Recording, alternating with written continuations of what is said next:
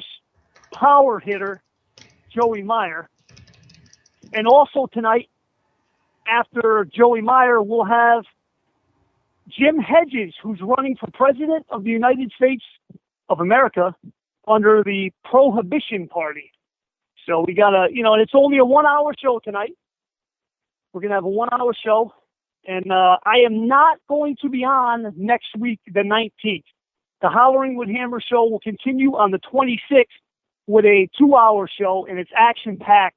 You'll see the Facebook and Twitter pages tomorrow of the guests I have lined up. Mike Bocchetti was supposed to be on tonight. I rescheduled him because I cut the show back to an hour. So thanks, everybody, for tuning in. Once again, after this show airs, it'll be put on SoundCloud and iTunes, forever for everybody to listen to. I just want to say hello to my kids, DJ, Kyle, and Paul, who are listening right now because it is kid-friendly tonight. David, I don't mean to interrupt, but your guest is on the line. Okay, thank you, Doug. Right now on the line from Hawaii, former Brewers power hitter, Joey Meyers. Joey, how you doing tonight? Good, I'm good. I'm doing well.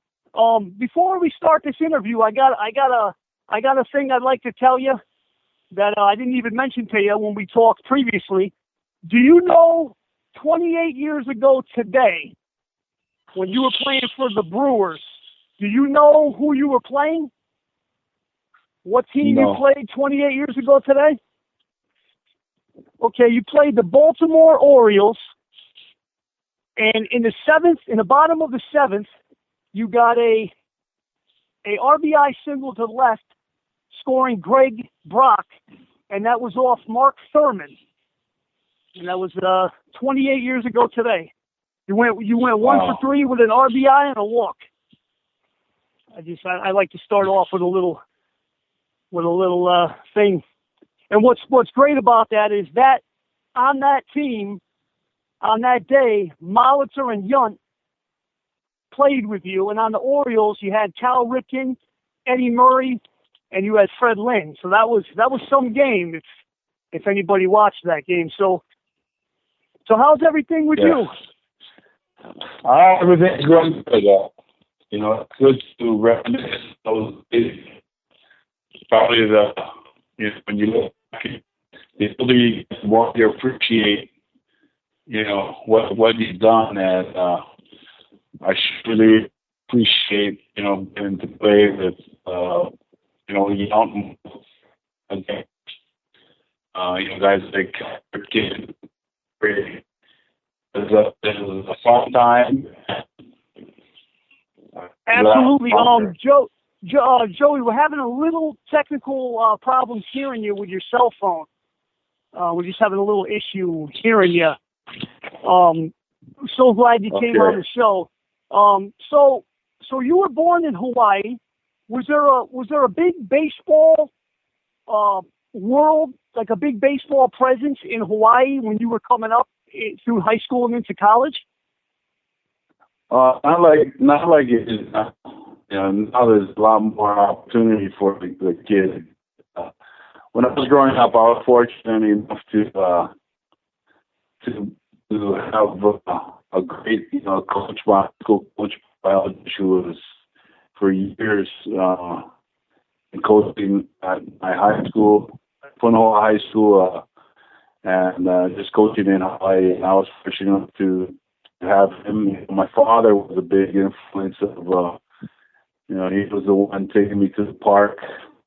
But nowadays, they have a lot more, they have the batting cages, they have training. A lot of the guys that, like myself, give back and they're training and mentoring these kids. And I mostly played football back in those days. Okay. Did you play college football? Yeah, I played at the University of Hawaii, and then when they redshirted me, I went out for baseball, and I got drafted. Okay. And you got drafted. You actually got drafted in the 8th round in 81 with the Angels, but you didn't sign. You got redrafted in 83 in the 5th round with the Brewers. Right. And you debuted out of high school, yep. out of high school, I wasn't really interested in playing baseball. I was more interested in playing college football, and but after I played my first year of college, everything changed then, and the whole focus went to baseball. Okay. And what position in college did you play? Like, what was your main position in college? For baseball? Yeah. I played first base. First base. And what did you? Yeah, I'm curious. What did you play in college? What was in football in college? What was your position? Offensive guard. Offensive guard. Okay. Now you debuted in Major League Baseball on April 4th of 1988. For people just tuning in, you're listening to the Hollering with Hammer Show on VictoryLaneRadio.com. And online right now is former Major League Baseball player Joey Meyers from the Milwaukee Brewers. Now, just let everybody know a little bit about you. Give everybody a little bit about you. How you made it to ball, and we'll go from there. Just give if you want to give just a little background, little information. Well, after being drafted out of college, I started a regular, rookie ball, and moved out to single A, double A, triple A. My second year of triple A, I got injured, where I was called up to Milwaukee, but I got injured right before the day before being sent out.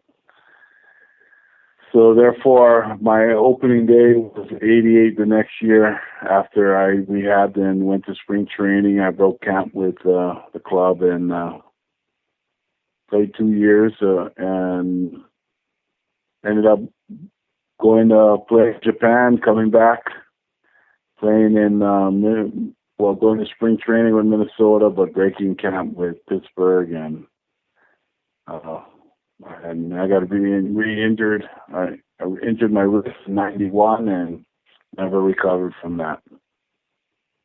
Okay, yeah. When you look at your numbers, the short time that you were in the majors, I mean, the numbers are there, So I didn't know of your injuries. We had discussed it, that you had multiple injuries and kind of had to end your career. Now, one question, it's jumping way ahead, and then we'll go back. Now, you went to Japan for one season, and you hit 26 home runs. You batted .275. You got 104 hits out of 378 at-bats. Now, what I was wondering is, how is the pay scale in Japan compared to the major leagues, and how are you treated as an American in Japan?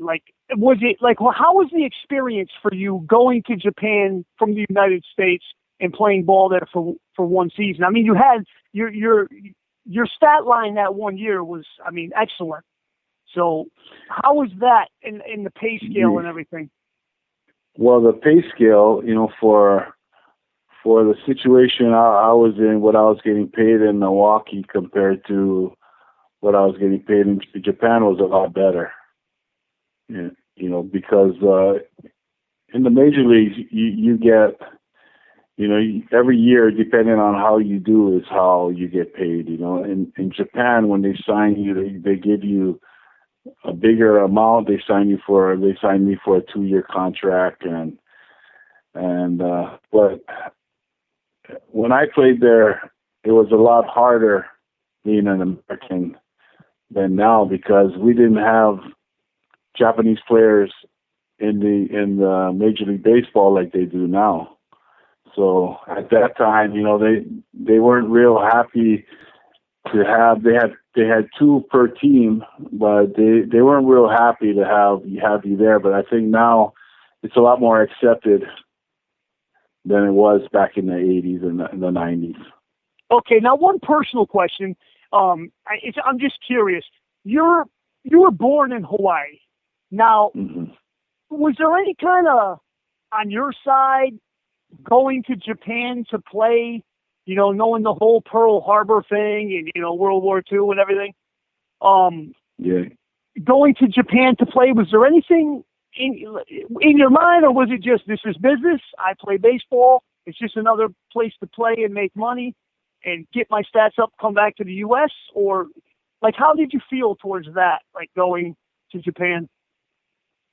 Well, I obviously I wanted to play in the major leagues in the States, but going there was an opportunity to make money for my family, and I think being from Hawaii, it kind of was easier for me to adjust because, in Hawaii we have a lot of different cultures, and Japanese is a big part of the culture.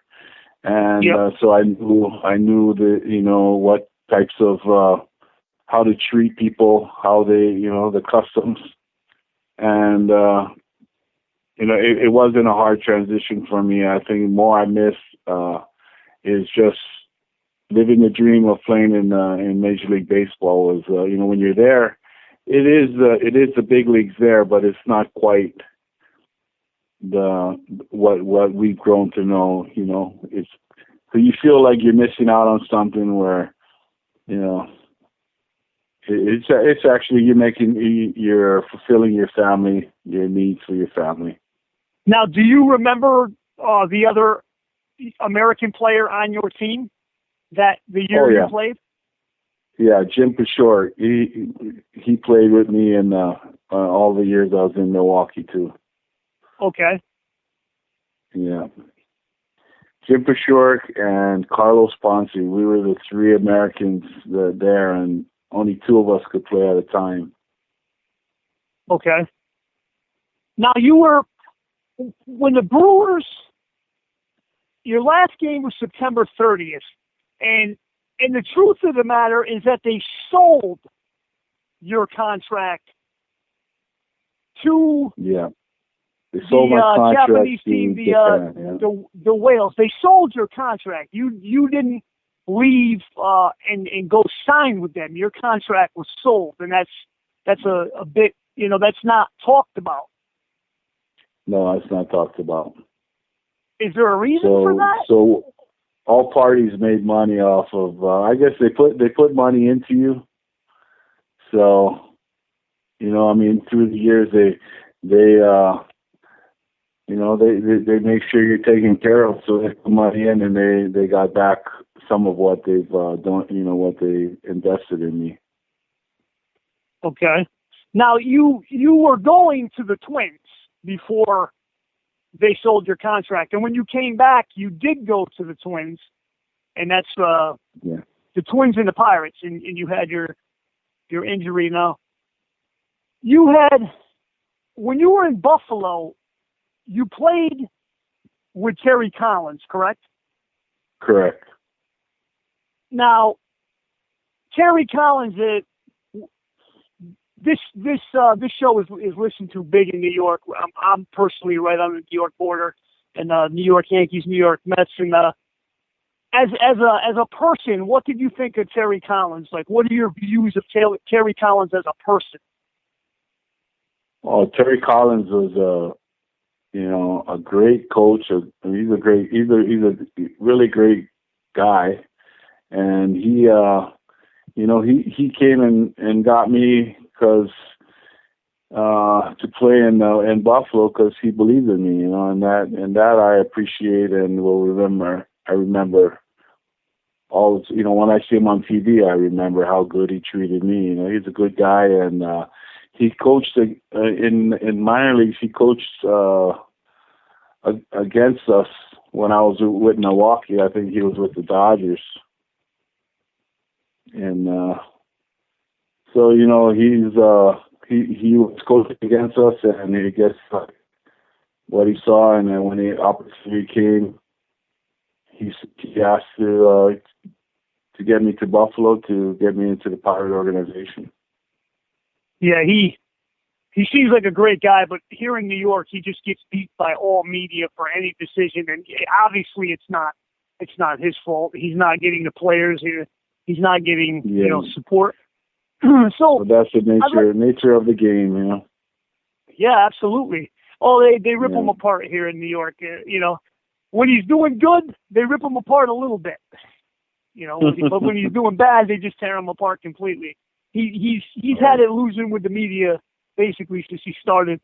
Now, steroids in baseball. Last week I had Glenn Wilson. He was a former All-Star for the Phillies in '85, and he admitted to doing steroids, and he kind of, it was a thing. Guys were doing it. And did you see steroids being used, or, did you know it was going on, or what is your take of steroids while you played? Well, we knew it was going on. I never saw it. I was on a team, Milwaukee Brewers, that we had guys like Molitor, Gantner. These guys are, real professionals, and you never saw any of that around the clubhouse, or, we all joked about it with some of the players that on the other teams that would, Canseco and them would come back a year later, 40 pounds heavier and run like a deer, and hit bombs. But it wasn't anything that we saw openly. So it wasn't something that was, obviously it wasn't, you have personally never did it, and it wasn't something that was going on in your clubhouse, but you knew of it. People talked of it, but it just wasn't something. Yeah, there was rumors of it. There was, nobody's admitting to each other or saying, yeah, I've been doing it, or, not in our clubhouse and not in amongst the players that I knew. But we knew, everybody kind of knew that it was something that was starting up, through the 80s. Yep. Now, you are extremely popular on Facebook. You have so many fans and family and friends, and a lot of former baseball players praise you on your stuff on social media on being a pure power hitter, which I want to come into and spend the last 5 minutes here on this one topic. The home run that you hit 582 feet, which is the longest measured official home run. If you'd like to talk about that, in Denver. Yeah, I remember it like it's, like it happened, because everybody's been talking about it so much. And that night I hit 3 home runs that night, but that home run, I knew it was out. I didn't watch it, but when I hit third base, Terry Bevington, my coach, he told me, you hit that in the upper deck. And I thought he was joking, because how we all joke with each other, and then after seeing where it landed, and of course what happened after that, where they measured it, and how everybody started coming to do interviews, and I knew it was something that I never thought then that it would be as popular as it is now. And like the running joke amongst my friends are that John Elway played 17 years and I hit a home run that got 10 seconds, and we both get an article in the paper every year, during this Denver sports history. They always have a big article on the home run, and it's kind of funny when it's put that way, that. Now, how do you feel? How do you feel knowing that in a bar, or at a ball game, a father and a son, or at a bar right now with a guy like Patrick Lillis, who had quite a bit to say on Facebook, guys in bars, it's who hit the longest home run? It was Mays, it was Mantle, it was Bonds, it was Joey Meyer. Like, is that something that kind of excites you, that that's going to live on forever?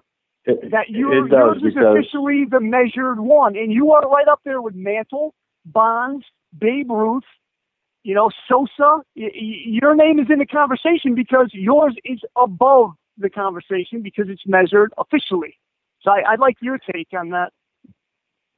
It's very, it's a great honor because, these names I look up to, and, I understand when people like Willis would get upset because maybe that's their heroes, or maybe because you look at my stats and I only got 2 years, but the guys that I played with, the guys that know more than what's on paper, know that it wasn't just that day. I was fortunate enough to hit one that day, but I was part of something that and I made it to the big leagues, and that's what I take.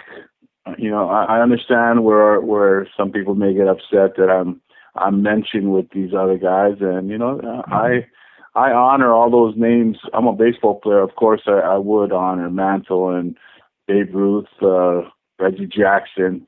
I'm happy to be mentioned in the same breath as all of them.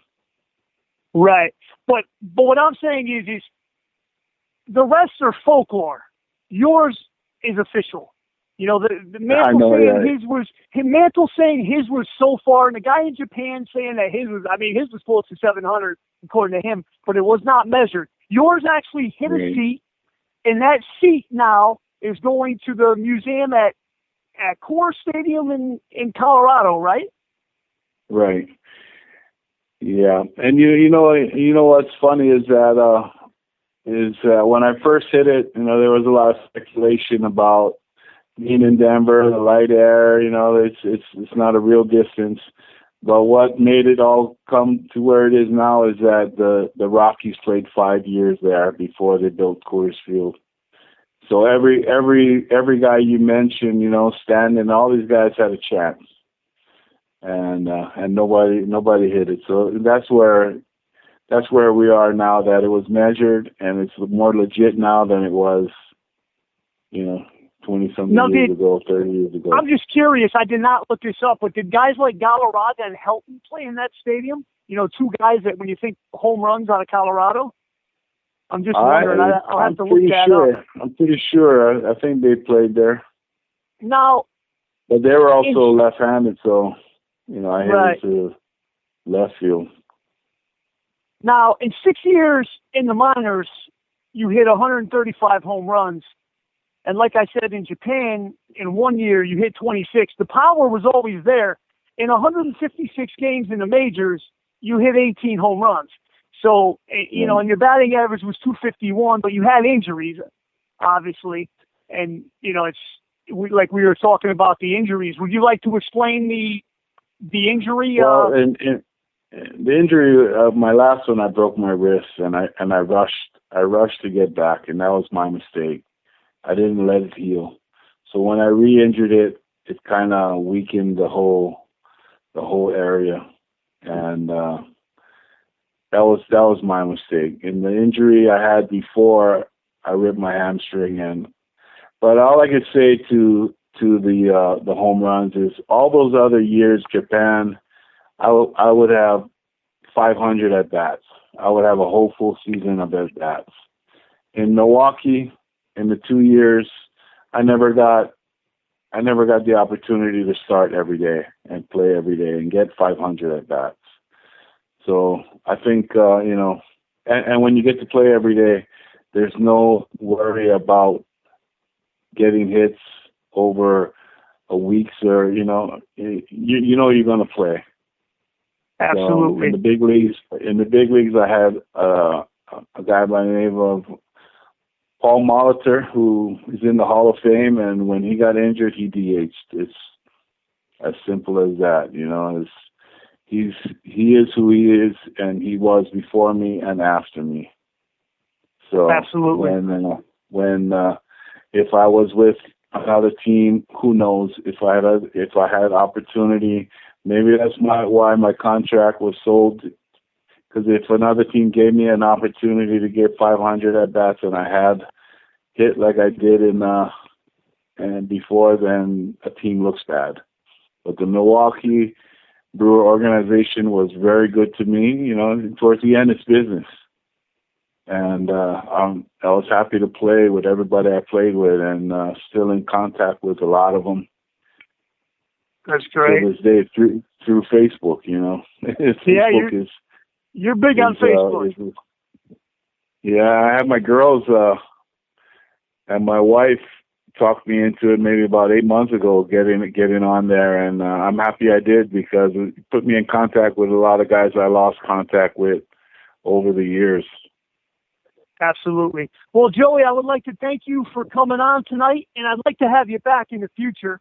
I really appreciate it, and I would just like to mention that we were brought together by Signatures for Soldiers, and you can find them on Facebook, Twitter, Instagram. They're a nonprofit organization that gets autographs from baseball players on cards and sells them. The money goes to a Wounded Warrior type foundation. And once again, Joey Meyers, thank you very much for coming on, and we'll be in contact for you to come back on at another point. Thank you, sir. All right. Okay. Yep. That was Joey Meyers. Joey Meyer from the Milwaukee Brewers. He was a power hitter. You know, he's got the longest measured home run, officially measured home run. You know, Mantle can say he went over 600 feet. Meyers can say he went over 600 feet. The guy in Japan can say he's close to 700 feet. But when it comes to officially measured, the guy hit his feet. You know, so it's official. They measured it. It's 582, and he's the guy. And he will be talked about forever in bar rooms and in stadiums with fathers and their sons talking baseball. You know, Daddy, who hit the longest home run?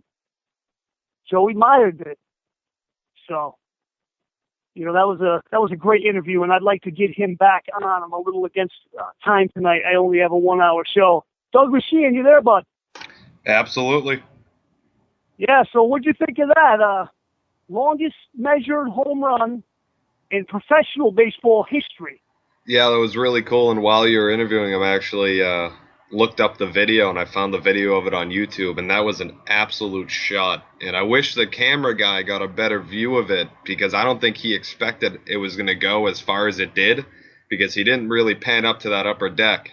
But you could just tell right off the crack of the bat how far that ball went, and that was absolutely awesome to watch. And Joey seems like a really nice guy. He had some awesome stories and some cool, really cool information on his baseball career. Yeah, he like I said, he had a short major league career due to injuries. He played 2 half seasons, but I mean, he was in his minor league numbers in 6 years at 580 games, 2,166 at bats. He got 627 hits, 135 of them home runs, for an average of 289 and 487 RBI. So his career was there. You know, injuries is just.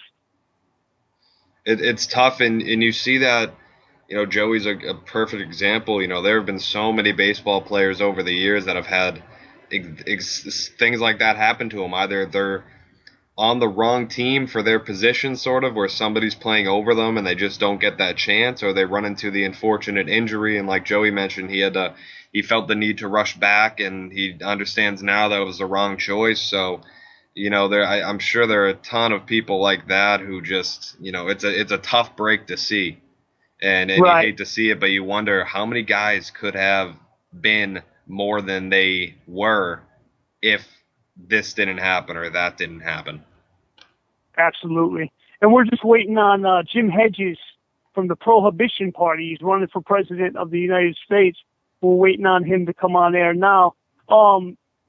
His one season in Japan, he was sold to Japan. You're not going to find that on Wikipedia, on Baseball Ref.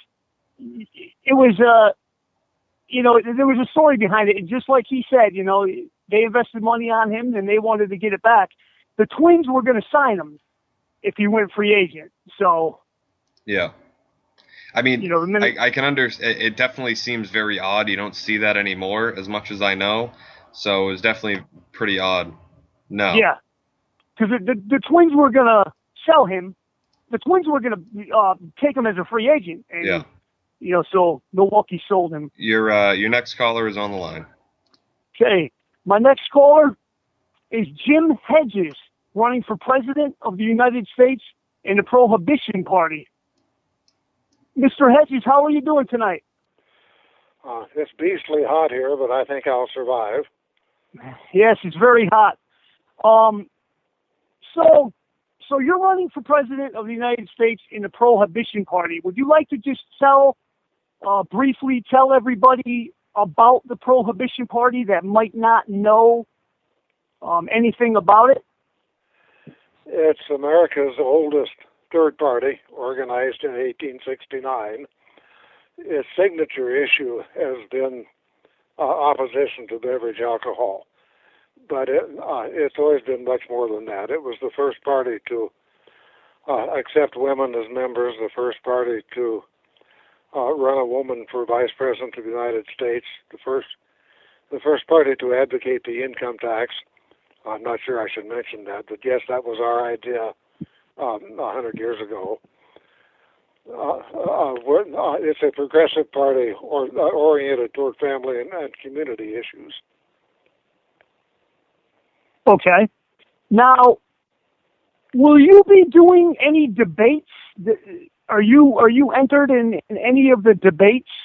And are you willing to do them if they came up?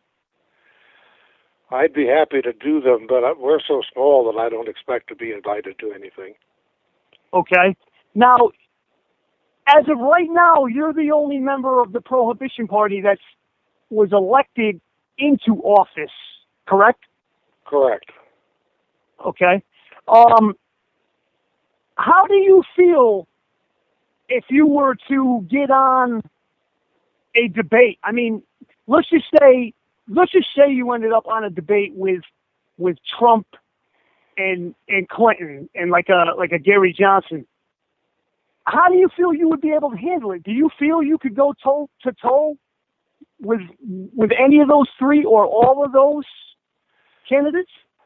I would feel somewhat intimidated by their greater experience, but yes, I think I'd be able to deal with it.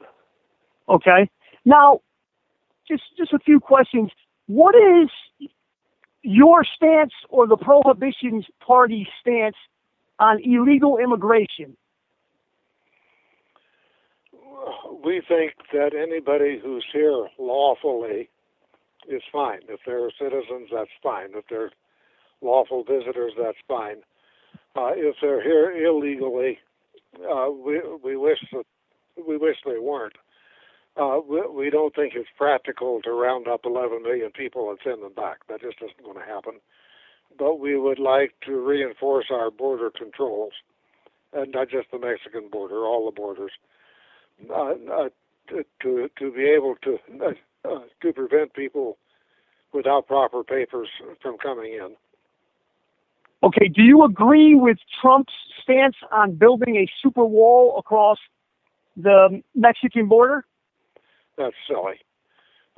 We think that, I think I should, that motion sensors and floodlights and armed guards would be able to do the job. Okay. Now, on to what you had just mentioned, armed guards. Your view on the Second Amendment, on the right to bear arms. What is the Prohibition Party view on the right to bear arms? I'm just letting I personally know these answers. I'm just letting everybody hear it from you, because there's a lot of people listening that weren't aware the Prohibition Party is still active, and they have a lot of questions. I've been getting a lot of questions, so they'd like to hear it from you. So what is your stance on the Second Amendment? You and the Prohibition Party. We would firmly defend the Second Amendment right to own guns. Okay. Now, what is your personal view or the Prohibition Party's view on Obamacare, on the government health care, system? I'm probably a little out ahead of the party personally, but I think that we should have universal basic health care in this country. Yeah, there should not be anyone who is uninsured. I don't really think Obamacare is the right approach because it preserves the 33% profit, 33% overhead of the insurance industry. Being a retired military myself, I've always had medical care where I can walk into any military clinic, tell them what's wrong, get what I need, and leave with no hassle. And sort of on the pattern of the on the pattern of the National Health Service in Great Britain, for example. Okay. I would like to have single. We're getting interference there somewhere. I would like to have a single payer system in this country. Sorry about that. I hit the wrong adjustment here. Yeah. Oh, yeah. Okay. Now, what is the view with Social Security? Social Security is a hotbed topic right now. It's, everybody is talking right now about Social Security, and it's young people talking. It's young and old. I mean, it's a top issue right now. What are the views from the Prohibition Party? Because there's a lot of people listening right now that have concerns about Social Security. They have questions. They think they can fix it. So what is your fix or view? My wife and I are both on Social Security now. I think we need to raise the retirement age, the eligibility age for Social Security to 70. Most people are capable these days, are healthy enough to work until they're 70. I think it would help a great deal if we raised the age to 70 and got rid of the early retirement option. Now, if you're disabled or handicapped, that doesn't apply, of course. Other thing that would help a lot if they would separate the disability program from the retirement program. I think my impression is from reading that a lot of the deficit in Social Security doesn't come from the retirement side of it, but it comes from the generous benefits on the disability side. Okay. And this is the Hollering with Hammer Show on VictoryLaneRadio.com, and we are talking to Jim Hedges from the Prohibition Party, and you can find out all about the Prohibition Party on prohibitionparty.org and prohibitionists.org. Now, I'd like to talk for a moment, if you'd like to mention the guy that would be vice president that's running with you, Mr. Bays, if you would just like to mention him and, anything you'd like to say about him. Bill Bays is a retired public school music teacher. I should mention I'm also a musician. This is the first time I think any party has had two musicians heading the ticket. Bays is a retired public school music teacher who is now running a small business in his hometown of Hattiesburg, Mississippi. He's a staunch conservative. Okay. Now you had mentioned briefly that you were military. You're former military. What's your military background?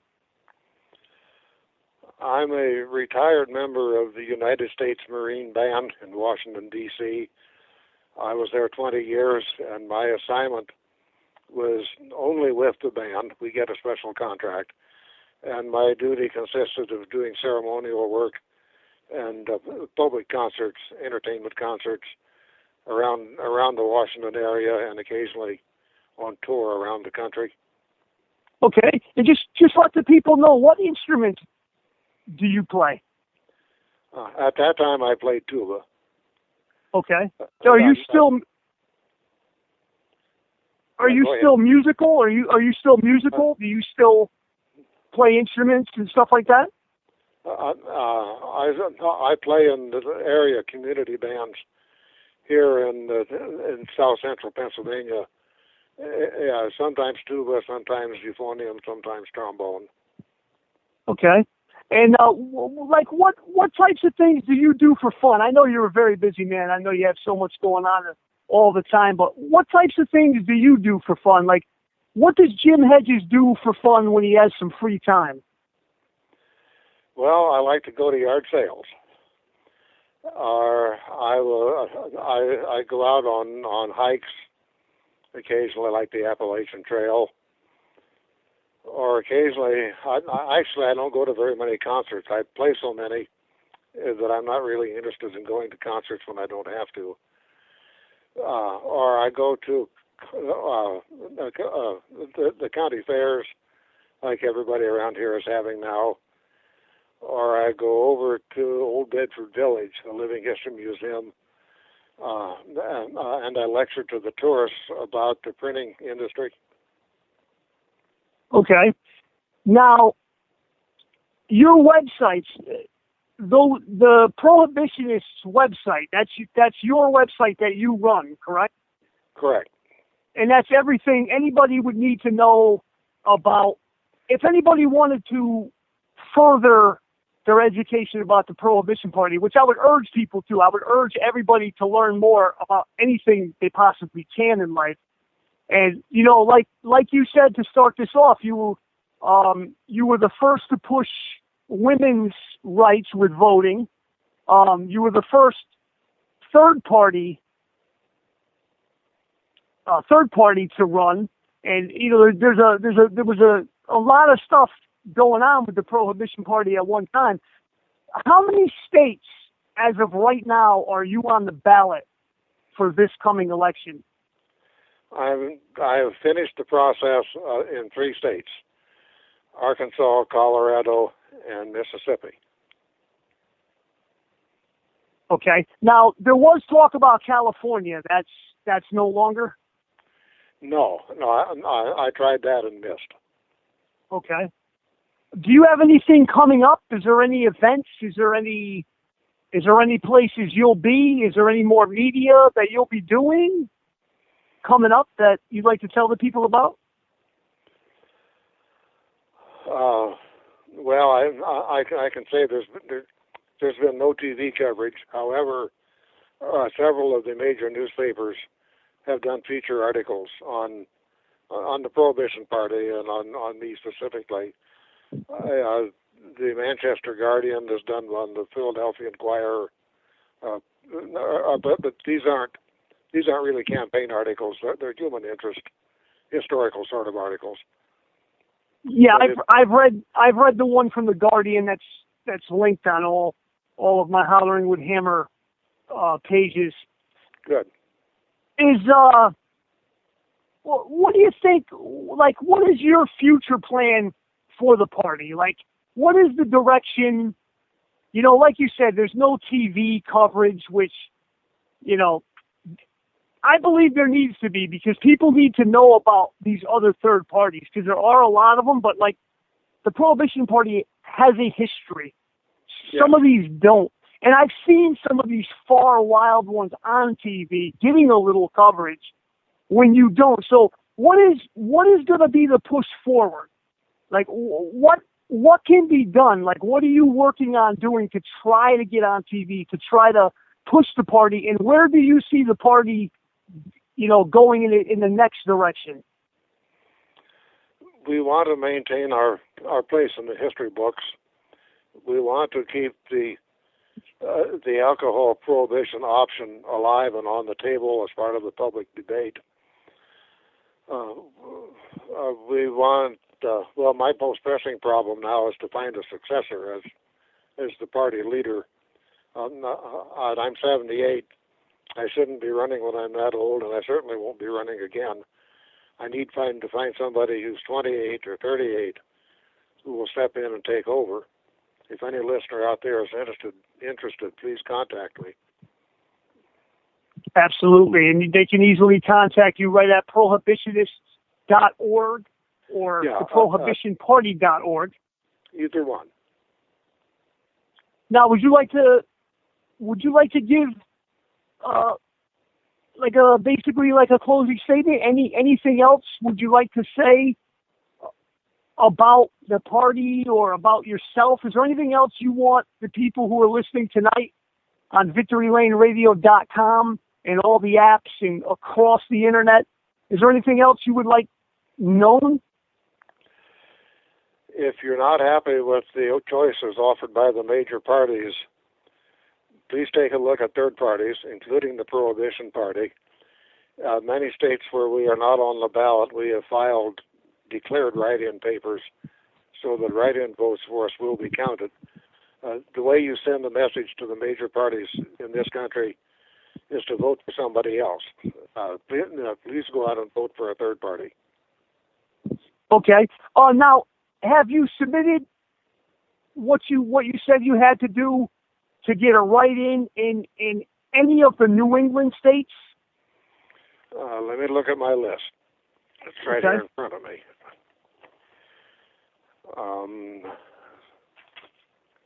It's right here in front of me. There, this copy. Because in New England, we're getting ready to do it in New York State. Other than that, it is mostly Midwestern. Okay, because this network is nationally and worldwide, but it's very big in New England with racing. It's VictoryLaneRadio.com, and they do live racing. I was just wondering if you have any activity going on in New England, because there's a lot of listeners right now from the Connecticut, also the New York, but Connecticut, the Vermont, New Hampshire, the Massachusetts, Rhode Island, Maine.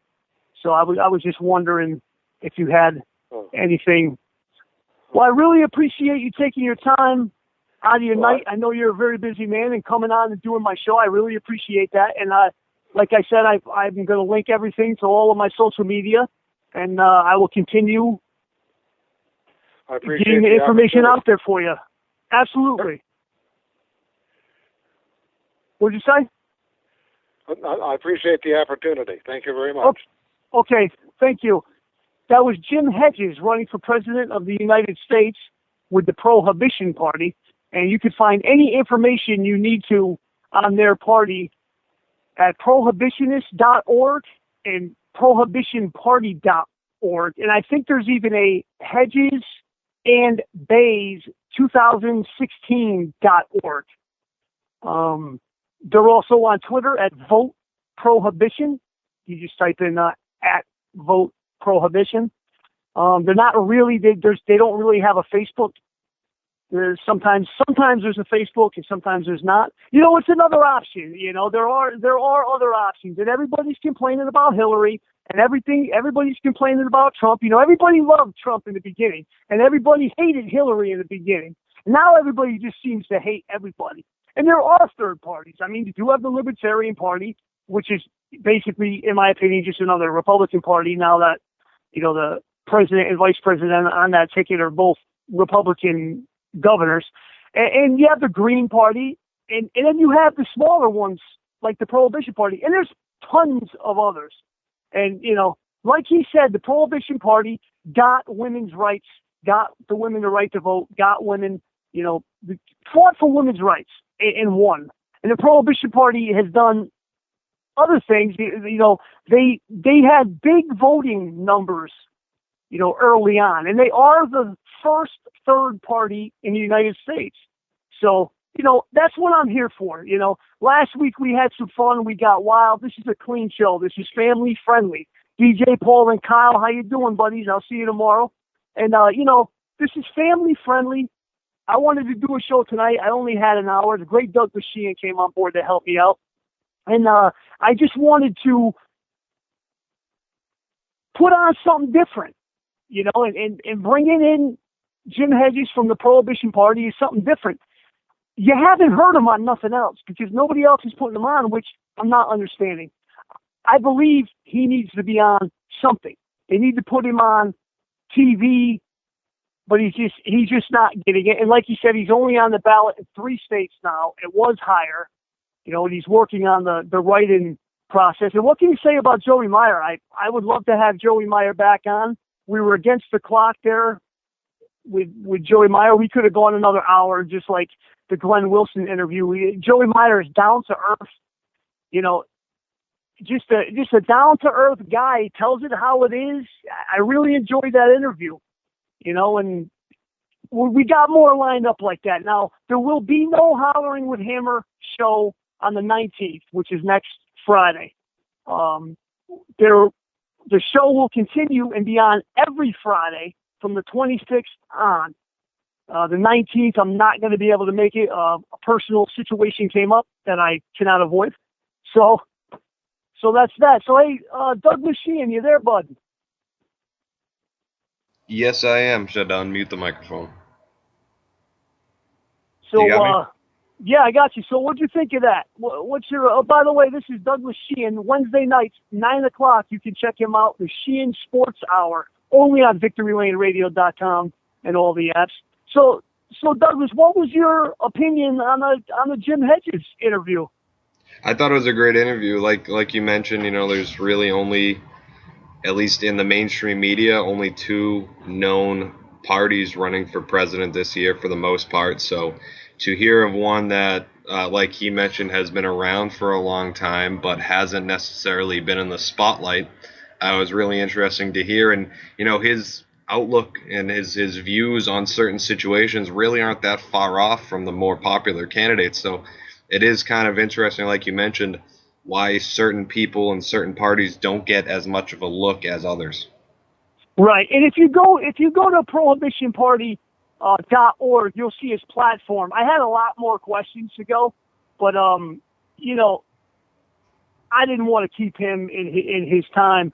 But if you go there and just click on platform, you know, it gives you their whole ideas. And, you know, I'm looking at them and they don't vary too much from, you know, mainstream, except the alcohol and the gambling and the tobacco and the illegal drugs. You know, I mean, that's for the next man to have his opinion on if he wants, you know, what he views on that. That's their major stance. But their stance on other things, I mean, gun control, he doesn't believe in it. Second Amendment, we have the right to bear arms. You know, and just like with the illegal immigration, he basically said you can't send the 11 million that are here already back, but let's put armed guards there.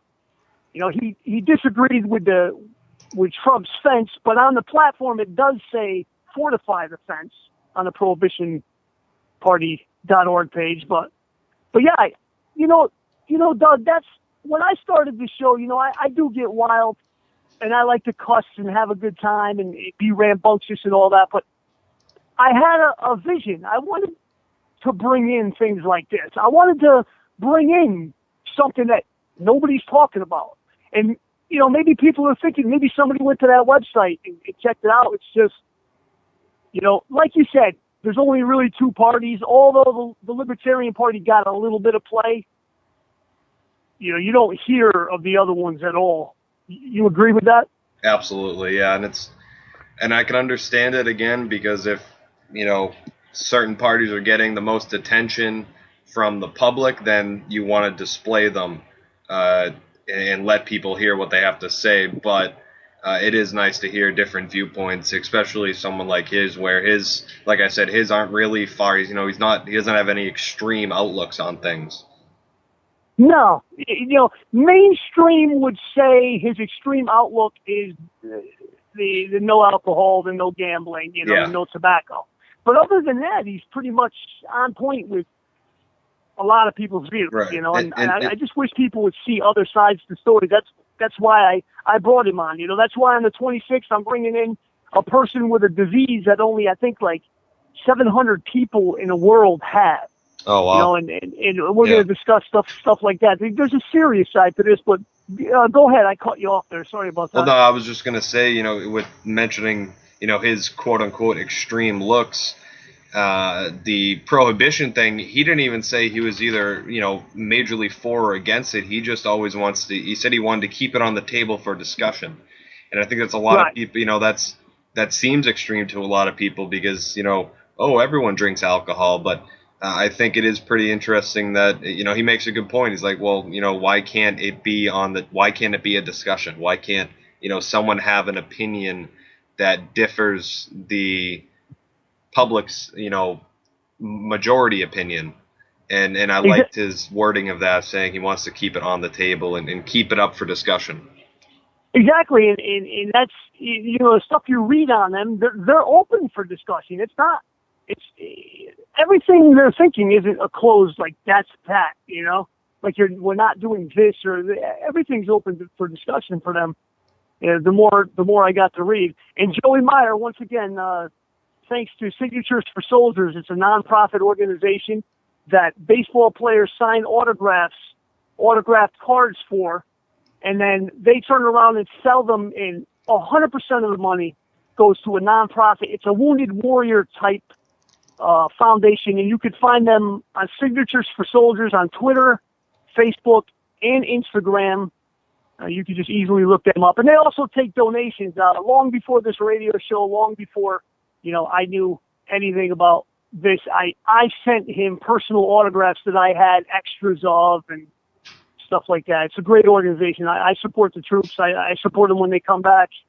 Hollering for hammers, all for military. So with that said, I'd like to thank everybody that's listening tonight, especially everybody out in Hawaii. We got some new listeners. Thanks to Joey Meyer. We will have Joey Meyer back on the show.